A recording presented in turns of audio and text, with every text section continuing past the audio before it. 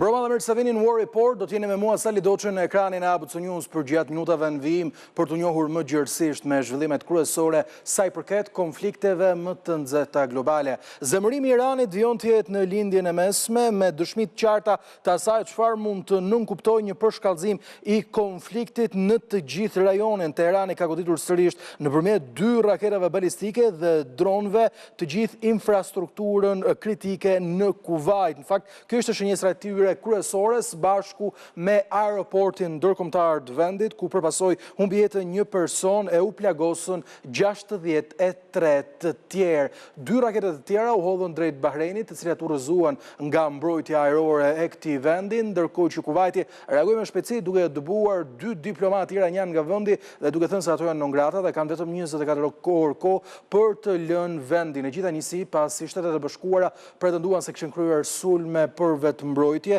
në ishullin Qesh, ishull ku Irani sulmon anijet në ngushticën e Hormuzit dhe konsiderohet një ndër pikat kryesore ushtarake të Teheranit, i cili përdoret ende dhe përpiqet të ripërtorihet në aspektin ushtarak. Ndërkohë Marco Rubio ka pohuar se lufta kundër Iranit ka përfunduar në dëshminë e tij të fundit në Kongresin Amerikan, prej 2 ditësh ku po vjen dëshminë e tij. Marco Rubio ka deklaruar se operacioni Epic Fury ka përfunduar dhe se sulmet e fundit të cilat po kryhen janë sulme vetëmbrojtëse për të mbrojtur trupat amerikan në rajon. Kjo deklaratë e Marco Rubios padyshim që ka shkaktuar reagime të mëdha në rrjet, ndërkohë që Donald Trump pretendon se negociatat po vijojnë. Presidenti amerikan i është përgjigjur një ndër pyetjeve më të rëndësishme të orëve të fundit, duke thënë se po, e ka quajtur Benjamin Netanyahu një njeri të çmendur për shkak të vendimeve të tij të nxituara që ka përshkallëzuar situatën e konfliktit. Megjithatë, Trump deklaroi se ka punuar shumë mirë me të dhe se i pëlqen Bibi Netanyahu. Unë jam një president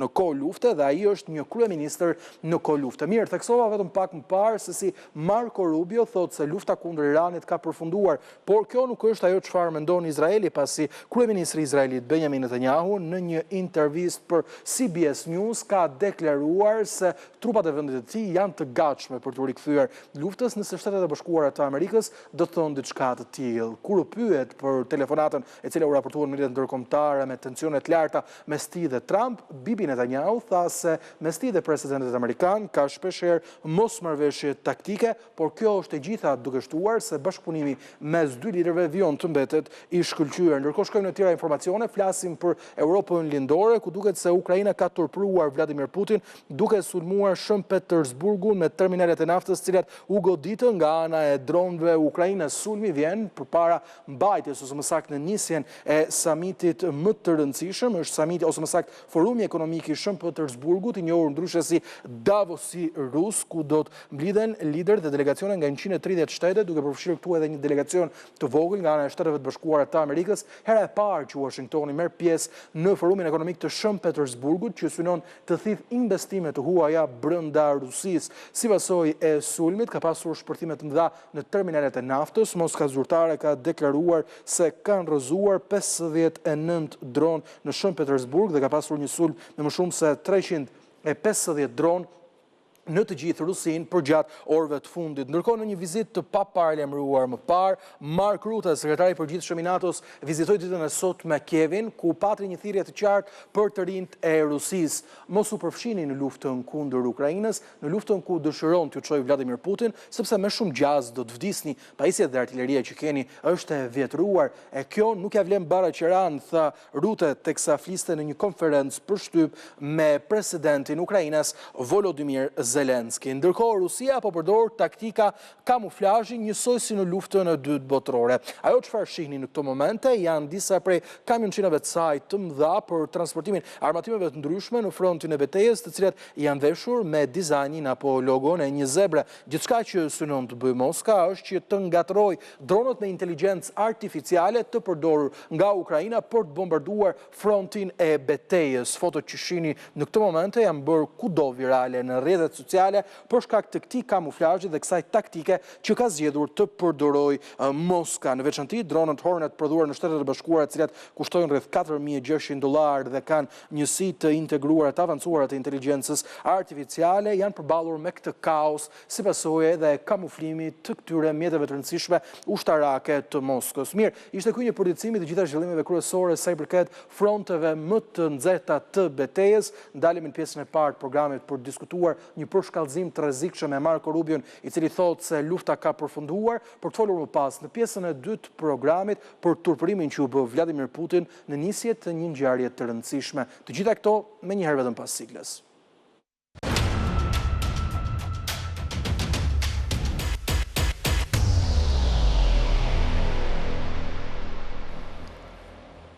Mbrëmjen e sotme me mua në program janë profesori asociuar e çështjeve të sigurisë, zoti Xhavi Çala. Zoti Çala, mirëmbrëma, kënaqësi të kem në War Report. Faleminderit. Gjithashtu në studio me mua është edhe zoti Ledion Krisafi, ekspert i marrëdhënieve ndërkombëtare. Zoti Krisafi, mirëmbrëma, kënaqësi të kem në program. Nëse bëjmë një bilanc të qartë, më shumë se 3 muajve luftë Shteteve të Bashkuara të Amerikës kundër Iranit, për te dëmeve të mëdha që janë shkaktuar regjimit, pasojat më të mëdha duket se i kanë marrë vendet e rajonit, një sulm në aeroportin ndërkombëtar të Kuvajtit, 1 i vrarë, 63 plagosur, që tregon se zemërimi i Iranit vjen të jetë në këmbë dhe mundësitë e tyre për të goditur vendet rajonale janë po aty. Ndërkohë Amerika thotë se kanë kryer vetëm sulme vetë mbrojtëse. Çfarë po ndodh me këtë front? Do të ketë një reaktivizim apo do të jemi në sagën e sulmeve sporadike dhe një telenovela e cila nuk do të prodhojë një marrëveshje paqe? Unë kam përshtypjen që amerikanët do mundohen të shmangen rikthimit të luftës në shkallë të gjatë, siç ishte në muajin e parë të luftës në muajin mars, sepse Donald Trump po mundohet të arrijë një marrëveshje në një mënyrë ose në një tjetër, po mundohet të gjejë mënyrë se si mund ta mbyllë këtë luftë, sepse do ishte, le të themi, problematike për sidomos për elektoratin e vet, duke marrë parasysh që ka dhe zgjedhjet mes mandatit në nëntor, duke marrë parasysh që mund t'i lënë trashëgimi jo të mirë pasardhësit e tij, kandidatit që mund të jetë nga republikanët, qoftë mund të jetë J.D. Vance, që mund të jetë Marco Rubio, kështu që amerikanët i shoh të vështirë që të rikthehen fuqishëm në luftë ndaj Iranit, sepse mundohen të dalin nga kjo luftë, dhe shpesh herë duket Donald Trump duket sikur po lutet, si thua, në një farë mënyrë të arrijë një marrëveshje në çfarëdo lloj mënyre të jetë kjo marrëveshje, madje ndonjëherë një marrëveshje që mund të jetë më e keq se ajo 2015-s e Barack Obamës, mjafton të jetë një marrëveshje që të dalin nga kjo situatë. Ndërkohë që goditjet e pasashme të Iranit më duket si një mënyrë paralajmërimi nga Irani për treguar që ka ende kapacitete. Sa kapacitete kanë këtu nuk e dim, këtë për ta parë shërbimet amerikane dhe izraelite, por Irani dëshiron të jap, si thua, atë imazhin që ka kapacitet për të goditur për të kundërvepruar, ka kapacitet për të goditur sidomos vendet e gjirit në këtë rast, sepse në momentin që vendet e gjirit marrin këto goditje sporadike por që bëjnë dëm, për shembull goditja ndaj aeroportit të Kuvajtit ishte goditje në dukje e vogël por bëri një dëm të madh. Vendet e gjirit nga ana tjetër mund të bëjnë presion Shtetet e Bashkuara për të mos u rikthyer në luftë për të arritur një marrëveshje me Iranin, kështu që të dyja palët nuk i shoh, ose le të themi vështirë të rikthehen luftës në kuptimin më fyrë të fjalës, vetëm nëse ndodh ose nuk ka asnjë lloj marrëveshje në asnjë mënyrë, si thua, nuk ka asnjë pikë ku mund të bashkohen dyja palët, dhe personalisht mendoj që palët nuk kanë asnjë pikë ku të bashkohen, pra mendoj që amerikanët janë duke kërkuar një iluzion nëse mendojnë se mund të arrijnë marrëveshje të heqë dorë Iranin nga armët bërthamore në këtë rast. Deklaratat tipit që lufta ka mbaruar, kemi dëgjuar, si thua, që në ditën e 4 të luftës, nëse kujtohet Donald Trump që lufta mbaroi. Problemi është që nëse shohim në këtë këndvështrim, pra që lufta ka mbaruar në sytë amerikanëve, unë mendoj që amerikanët nuk kanë arritur asgjë. Pra nëse ka mbaruar lufta për ta, nuk kanë arritur asgjë në këtë pikë, sepse regjimi është në këmbë, Irani është në këmbë, fuqia e Iranit është sa mund të jetë në këmbë, mund të rinë këmbët, kështu që në këtë këndvështrim, nëse mbyllin me kaq, si thua, amerikanët, nuk kanë arritur praktikisht asgjë në këtë luftë. Zoti Çala, Marco Rubio thotë lufta ka përfunduar dhe bëhet kështu, le të themi, një tjetër zyrtar i administratës Trump, ndonse kemi dëgjuar këtë pohim shpesh herë nga kreu i shtëpisë së bardhë, por ajo çfarë ndodh në front tregon pikërisht të kundërtën. Nuk ka një dakordsi mes palëve për programin bërthamor të Iranit, pavarësisht pretendimeve amerikane. Do të jetë kjo një situatë e cila do të zvarritet dhe nëse po, deri kur?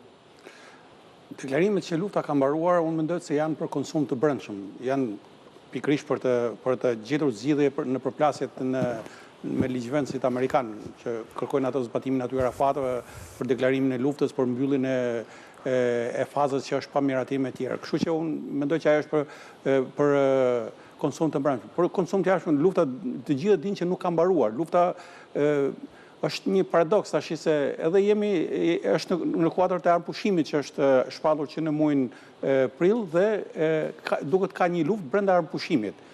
Ka një luftë brenda armëpushimit sepse palët tashmë po shkëmbejnë raketa, po godasin, po dhe duket që të dy palët po synojnë që të arrijnë të ulen në tavolinë me sa më shumë fitore në kurriz, domethënë. Pra, ideja është që të ulen në tavolinë, po janë aq larg njëri me tjetrën saqë ajo që është shumë e ndaluar për njërin palë, vije kuqe për njërin palë, është synim për palën tjetër. Kështu që kjo do të çojë pastaj në një duket po e kthen në një konflikt të ngrirë. Në një konflikt të ngrirë ku do vazhdoj një tip status quo, ku problemet kryesore tashmë 4 problemet ose 5 problemet kryesore janë komplet larg njëra tjetrës në koncept për të zgjidhur, duke filluar që nga programi bërthamor, programi raketor, duke filluar statusi ngushtisës së Hormuzit, mundësia e heqjes së bllokadës nga pala amerikane, pra të gjitha kanë duke sikur palët po operojnë me projekte paralele, jo për një marrëveshje, po për 2 marrëveshje paralele. Profesor, ja të dalim tek disa të dhëna që kemi në grafikën në ekran, do lutesh regjist më rikthente edhe një herë të vrarët që janë pikërisht në çdo vend të rajonit, për të vjuar me Libanin 3371 të vrarë, në Palestinë 4 copë, në Izrael 26 persona, në Jordani 29 persona të plagosur, Siria ka 4 të vrarë, Iraku ka 118 të vrarë si pasojë e sulmeve, Kuvaiti 7 persona të vrarë, Bahreni 3 persona, Katari 20 të lënduar, Emiratet e Bashkuara Arabe 12 të vrarë dhe 224 të plagosur, në Oman një vrarë 3 veta dhe gjithashtu në Arabinë Saudite në sakt janë 3 të vrarë, 29 të lënduar dhe në total ka 13 trupa amerikanë cilët kanë mbetur të vrarë dhe 381 të lënduar. Kur jap këto shifra duat të kuptojmë pak më qartë. A janë të gjitha këto sinjalet një luftë rajonale? Lufta duket që është lufta rajonale ka shpërthyer, nuk është fakt ajo, po në këtë konflikt nuk mund t'i përfshim të vrarët e Sirisë, të vrarët e Palestinës, ato janë vetëm nëse do bëjmë një analizë në nivel rajonal për konfliktet, po që nuk është i njëjti konflikt, domethënë. Këtu konflikti është SHBA plus Izrael me Iranin, nga ana tjetër është Izraeli me Hezbollah, nuk po themi me Libanin, sepse Libani është në vetvete, domethënë qeveria libaneze është viktimë për veten në këtë situatë. Por problemi këtu është që jemi në një luftë rajonale, por që deri tashmë nuk është në nivelin e daljes jashtë kontrollit, domethënë është brenda parametrave duke u kontrolluar, por që u filloi për një javë për 10 ditë dhe po vazhdon në muajin po kalon muajin e tretë. Kështu që është shumë problem se çfarë zgjidhje do të gjej. Ka një koordinim mirë midis Shtetit Bashkuar dhe Izraelit, absolutisht, edhe ajo batuta e liderit të çmendur, duket të dy po përpiqen të luajnë atë të liderëve të çmendur, lojën e liderëve të çmendur, sepse ata koordinojnë shumë mirë njëri me tjetrën. Po ta kesh parasysh sa kohë që Irani deklaroi që ne nuk ulemi në marrëveshje nëse nuk tërhiqet Izraeli nga Libani, pra Izraeli i arriti të shtrëngojë fort forcat e Hezbollah dhe ato ndjejnë frikën e azhësimit, bile këta hodhën idenë edhe deri tek pushtimi i Beirutit, gjë që ishte larg për të qenë vërtet, domethënë. Por bombardimi larg, po arritën një pushtim i cili ka qenë më i madh në 26 vite. Ishte ideja e pushtimit me trupa, sepse bombardimet ata në rrethinat e Beirutit bëjnë sa herë kanë informacion. Profesor, do të rindizet lufta, do të ketë sulme të tjera amerikane dhe izraelite ndaj Unë nuk mendoj, janë disa faktorë që nuk ka interes. Shtetet Bashkuara nuk kanë interes, e trajtoj pak edhe Legioni. Shtetet Bashkuara nuk kanë interes që të ndizet lufta në parametrat siç ishte ose diçka më tepër. Pse nuk kanë interes? Sepse u pa që me Iranin është pak problem, nuk mund të arrihet një fitore, njëherë nuk u arrit rrëzimi i regjimit që u premtu në fillim, edhe tashmë është shumë vështirë në këtë fazë për të arritur një fitore.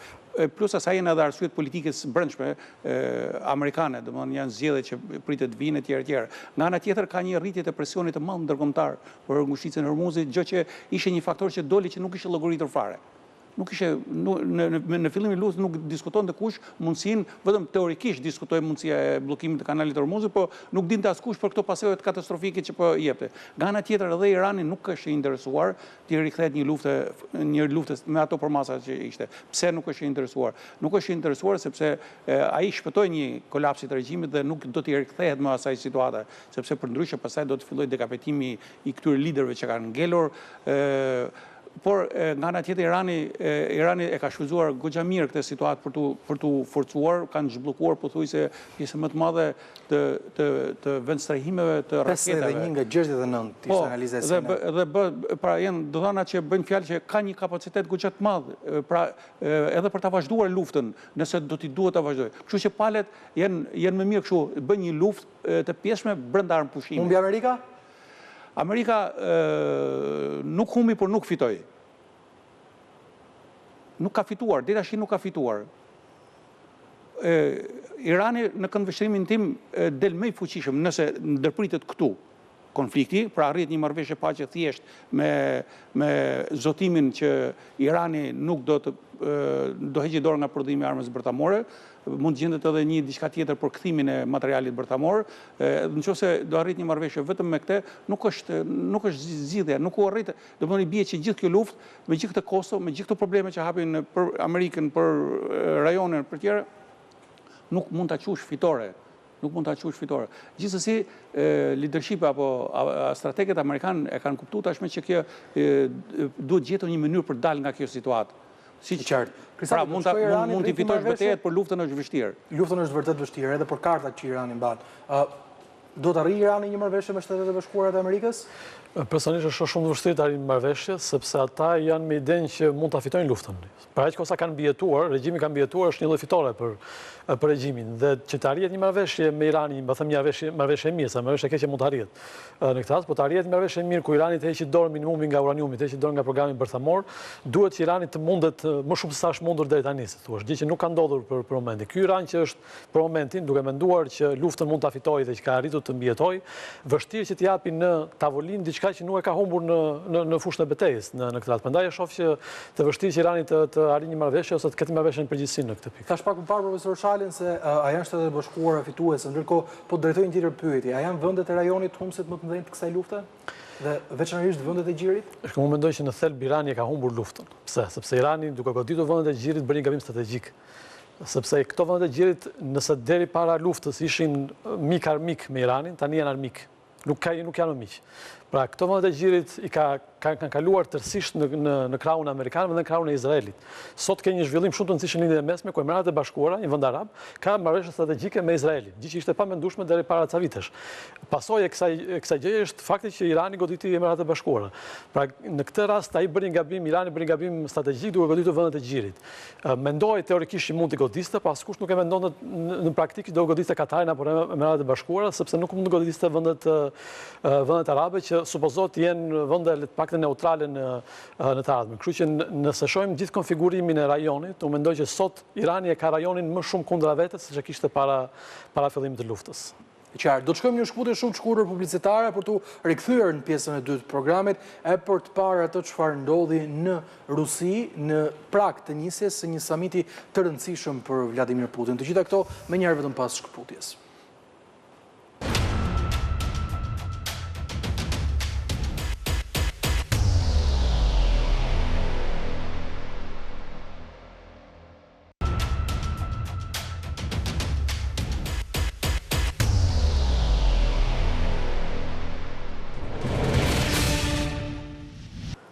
Një sulm ndaj terminaleve të naftës në Shën Petersburg shkaktoi tranditje në qytetin e lindjes Vladimir Putin, atje ku lideri rus po bëhet gati të pres liderët kryesorë, më saktë delegacione kryesore nga 130 vende të botës për të diskutuar mbi forumin ekonomik të Shën Petersburgut, një ngjarje e cila është krahasuar lehtësisht me forumin Davos që mban i gjithë perëndimi, por edhe vende të ndryshme të botës. Presidenti i Ukrainës Volodymyr Zelensky Zelenski tha qartazi se kjo është një hakmarrje për atë çfarë Rusia ka bërë përgjatë javëve të fundit kundër Ukrainës, ndërkohë Moska thotë se nuk do të lërë asgjë pa përgjigje. Profesor Shala, a ishte ky një kthim restoje kur Vladimir Putin kërkoi pushim në paradën e ditës fitores, Ukraina mbajti premtimin e saj e nuk sulmoi. Ajo çfarë pa më pas ishin me 10 vrarë në Ukrainë çdo ditë. Ishte e nevojshme një lëvizje e tillë nga ana e Kievit? Absolutisht, Kievi i ktheu përgjigjen e duhur, por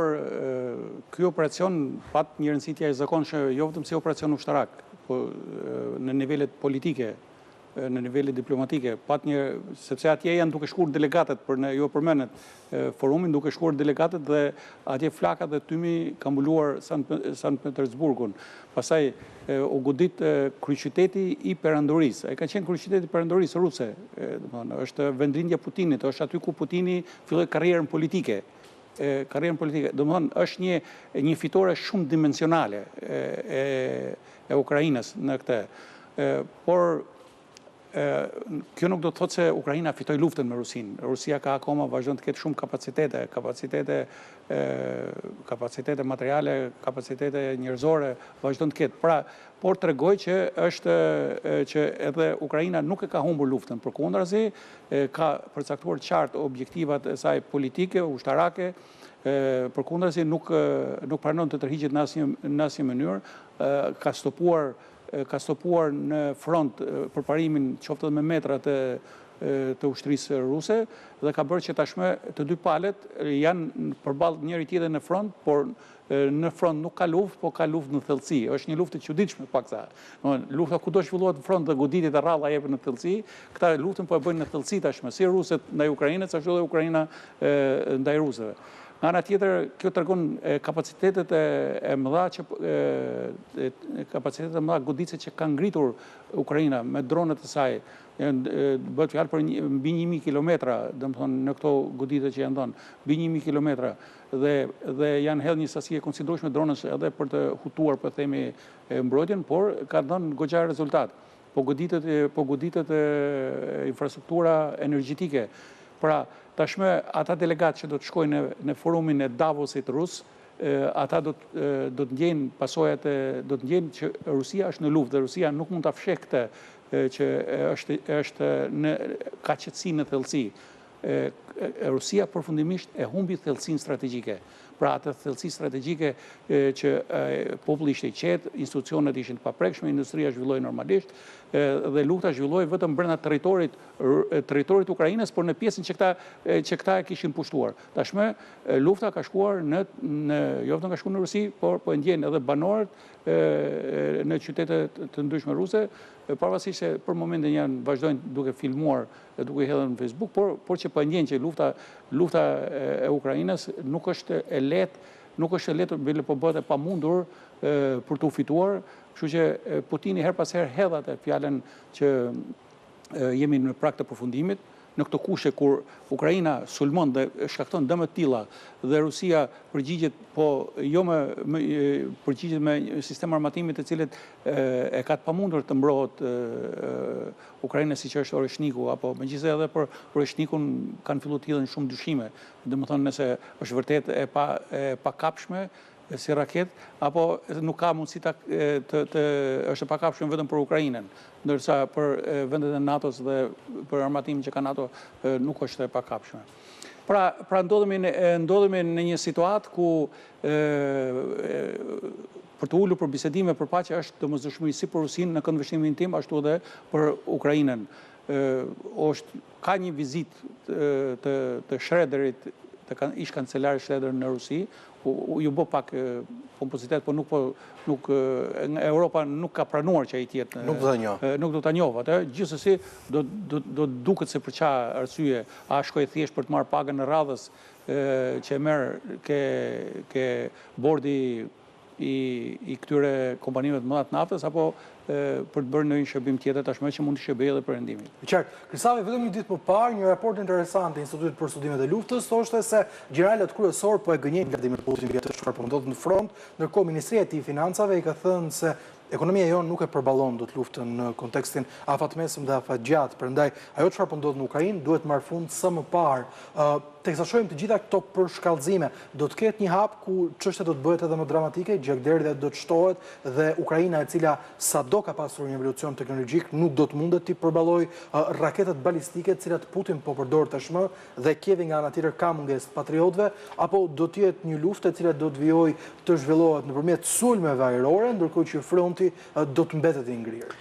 Unë mendoj që dhe Rusia nga ana tjetër nuk se po arrin diçka të madhe me raketat dhe me dronët, me goditjet që është duke bërë në Ukrainë, sepse ideja është me goditjet me raketa dhe me dronë të bëjnë Ukrainën më të dobët, të bëjnë Ukrainën që të jetë më dobët paktën në fushën e betejës, të lëshojë më shumë territor, të ketë më pak kapacitete prodhuese, qoftë të dronëve të saj, qoftë të raketave të saj që ka Ukraina, dhe kjo gjë nuk është duke ndodhur në fakt, sepse Ukraina nga ditë në ditë, nga javë në javë është duke prodhuar më shumë dronë, është duke prodhuar më shumë raketa, në situata në fushën e betejës ka ngelur është në barazim për momentin.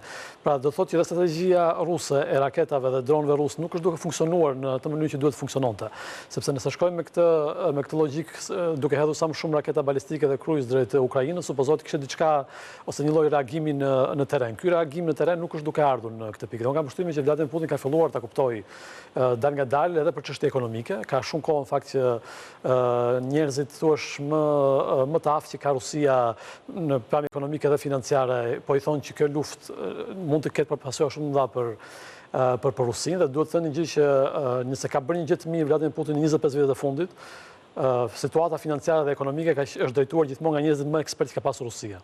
Pra nuk se janë njerëz që janë në krye të Rusisë për të thënë Vladimir Putin që jemi mirë apo jemi shumë mirë.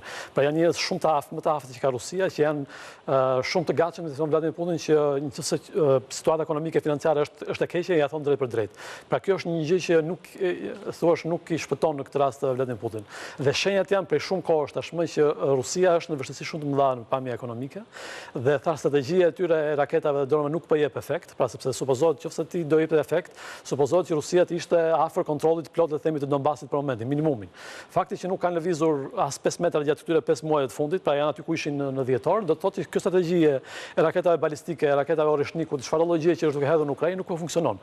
Pra duhet djesh diçka tjetër në këtë mënyrë. Kështu që lufta unë mendoj që është më afër se sa përshkallëzimit, është më afër mbylljes në këto vija fronti, në një lloj ngrirje në një farë mënyrë, sepse Vladimir Putin është hera paktën e dytë pas asaj që përmendim datën 9 maj ku ishte parada, para 2 ditësh ka përmendur përsëri gjatë një takimi në Rusi ku tha që lufta është drejt fundit. Pra po gjejmë mënyrën për të përfunduar luftën, sepse të gjitha shenjat po i kuptojnë që luftën nuk mund të arrijë dot në objektivat e tij maksimale, pra nuk po funksionon strategjia e raketave dhe dronëve të tjerë. Ukraina nuk është duke u bërë më e dobët, Ukraina është duke bërë më fort në fakt, sepse një shtet që është duke dobësuar nuk ka kapacitete për të goditur kaq thellë në eksporton teknologji. Po eksporton teknologji, pra është pikërisht që Ukraina nuk është dobësuar. Në momentin që nuk është dobësuar, strategjia nuk funksionon, dhe tjetra çështja ekonomike. Thash, në pamjen financiare dhe ekonomike në Rusi janë në krye njerëzit më të aftë që ka Rusia, dhe të cilët janë krejtësisht sinqertë të hapur ndaj Vladimir Putin, dhe mesazhi i tyre është që Rusia nuk ka më kapacitete për të vazhduar luftën në këtë mënyrë siç e ka vazhduar gjatë 4 viteve të fundit. Profesor Shala, folëm në pjesën e parë për efektin e liderëve të çmendur kur përmendëm Donald Trump dhe Benjamin Netanyahu, dhe dua të shtroj pyetjen në këtë mënyrë. Ka zëra brenda Kremlinit, të cilat janë raportuar në agjencitë europiane të lajmeve se ka një zemërim brenda elitës ruse ndaj kreut që kanë pikërisht në pushtet, që është Vladimir Putin, me zemërim të oligarkëve, por edhe zemërim të ish-ministrit të tij të mbrojtjes Sergej Shoigu. Ndikojnë të gjitha këto që po ndodhin në këtë zemërim të tepruar të Vladimir Putin për të goditur pa mëshirë ndaj Ukrainës dhe për të mos hequr dorë nga ky konflikt? Ai do përpiqet që të vërtetojë atë që ka marrë përsipër, domethënë realizimin e objektiveve maksimaliste, por që tashmë është shumë larg të realizuarit objektiveve të tij maksimaliste, sepse objektivat maksimaliste ai në fillim e pat edhe reformatimin e rendit të sigurisë në Europën lindore. Tjetër ishte domethënë largimin e NATO-s nga Europa lindore. Janë objektive të cilat ai Putin i ka harruar fare tashmë. NATO është bërë shumë më e fortë, Ukraina është bërë më e fortë pavarësisht se kalon një pjesë të territorit. Pra ai tashmë nuk mund t'ia provoj këtyre varësve të revoltuar, po themi, nuk mund t'ia provoj dot që ky mund t'i arrijë. Po ai tashmë ndodhet edhe para presionit. Unë nuk mendoj që ai ka kontraktita pavarësisht që jepet media me shokun, sepse Putin është nga ata lider që që kundërshtarët kur ndjen rrezikun ai i paketon shpejt, siç bëri me Prigozhinin apo siç ka bërë dikur me ish generalin Lebed apo me tjerë, domethënë, kështu që nuk mendoj se është të paktën ai ndjen pas operacionit amerikan në Venezuelë, pas luftës që pas fillimit të luftës edhe goditjes dekapitimit të një pjesë të konsiderueshme të udhëheqjes së Iranit, duket kanë ndryshuar komplet ata protokollet e sigurisë, masat e sigurisë së tij. Por fakti është që ai në këtë rast nuk ka rrugë tjetër përveç se të gjejë një mënyrë që t'ia shesi popullit rus si fitore, pra jo si i dështuar, por edhe të tërhiqet, sepse është një thënie strategëve të shuar që nga Clausewitz e tjerë, nëse nuk arrin objektivat maksimaliste, mund të arrish objektivat ndërmjetme. Nëse edhe këto nuk arrin, duhet sa më shpejt largosh nga lufta, do gjesh një mënyrë për dalë nga lufta, sepse përndryshe mund të fundosësh. Dhe kjo fundosje mund të çonte në destabilizimin e vetë të Rusisë. Te e qartë. Janë gjitha zhvillimet dinamike të cilat ka një ndikim drejt për drejt. Krysafi, a është kjo saga e çmendurisë së Vladimir Putin, një lider i cili ka qëndruar në pushtet prej më shumë se 20 vitesh dhe le themi ka parë epoka të ndryshme të ndryshimeve brenda Moskës? Unë mendoj që Vladimir Putin që kur filloi luftën në Ukrainë ishte një lloj basti lufta e tij. Pra, do fitonte shumë ose do humbiste shumë në këtë rast. Nuk mendoj që Vladimir Putin mund të humbasi shumë në këtë, nëse s'ndodh ndonjë hata, le të themi, dhe Rusia humbet gjithë territorin që ka marrë në Ukrainë. Edhe me kaq sa ka marrë mund t'ia shesi në një mënyrë ose në një tjetër popullit rus si një fitore, ka rikthyer një pjesë të tokave le të themi, tokave ruse tek mëma Rusi në këtë rast, kështu që mund ta gjej mënyrën për të dalë i fituar në një mënyrë ose në një tjetër në këtë rast. Por basti i madh sigurisht me Ukrainën ishte që mos në Sarin ta fitonte luftën në javët e parë ose në muajt e paktën 2-3 muajt e parë, që ishte një fitore gjigante për Rusin. Pra mund të bënte pikërisht ato kërkesa maksimaliste që kishte dhe mund të ulej në tavolinë me NATO dhe thoshte që unë arrita të poshte Ukrainën për një muaj apo 2 muaj dhe tani po diskutojmë për gjithë strukturën e sigurisë në Evropën lindore. Putin është një person që e njeh shumë mirë historinë, është një entuziast i historisë, duhet të thënë, e një detaje, dhe ai di shumë mirë që Rusia kur humbet luftën përgjithsisht ndodhin katastrofa. Sa herë ka humbur luftra, qoftë në 1904, në 1905 me japonezët, lufta parabotërore, gjithmonë ka shkuar ose në një shpërbërje të shtetit, ka shkuar në revolucione. Dhe kjo është ajo që mund të dojë të shpëtojë, se thua në një mënyrë ose një tjetër Vladimir Putin, sepse nuk e ka luksin ta humbasi këtë luftë. Pra vetëm që që mund të humbasi luftën, por mund të humbasi pushtetin e tij, mund të humbasi dhe mund të eliminohet dhe fizikisht nëse humbet luftën, por dhe vetë Rusia mund të shkojë në një lloj anarkie shumë të madhe. Kështu që duke qenë se njeh shumë mirë historinë Vladimir Putin dhe është njohës në detaj i saj, e di shumë mirë që në raste të tilla mund të dalë, si thua, çerek i fituar nëse mbyll luftën në këtë moment. Dhe deklaratat e tij të ditëve të fundit tregojnë që po shkon drejt kësaj ideje. Pra po gjen mënyrën për t'i thënë popullit rus që ne një pjesë të fitore se arritëm në këtë pikë, luftuam kundër gjithë perëndimit, kundër gjithë NATO-s, ky ishte maksimumi që mund të bënim, por lufta vazhdon pas disa vitesh kështu me radhë, pra mund ta gjej narrativën për ta rregulluar, si thua, situatën. Por ajo që do të shmangi në çdo mënyrë të mundur është ta humbasë këtë luftë. Nëse humbet këtë luftë, ai e di shumë mirë që Rusia nuk i di si mund të jetë në fund të kësaj lufte, pa mund të shpërbehet, mund të kemi Republikë Çeçenisë, Republikë të Dagestanit, mund të kemi një situatë krejt tjetër në Evropën lindore dhe mund të fillojë nga një ideja për të pushtuar Ukrainën tek skenari i shpërbërjes së Rusisë. Kështu që duhet gjejmë mënyrën të shmangin në çdo mënyrë tjetër mundur për humbjen e Rusisë në luftë, sepse historia tregon që sa herë Rusia humbet luftat, shkon në revolucion dhe në shpërbërje. Ledion Krysafi, profesor Xhavit Shala, kënaqësitu kisha mbrëmjen e sotme në program. Kemi mbritur kështu në fund të War Report edhe për mbrëmjen e sotme. Unë ju rikujtoj se abcnews.al është adresa ku informoheni në kohë reale për të gjitha zhvillimet e fundit nga vendi, rajoni e bota, si dhe mund të na dëgjoni në radio ABC 105 FM. Faleminderit për vëmendjen tuaj, bashkë natën e mirë.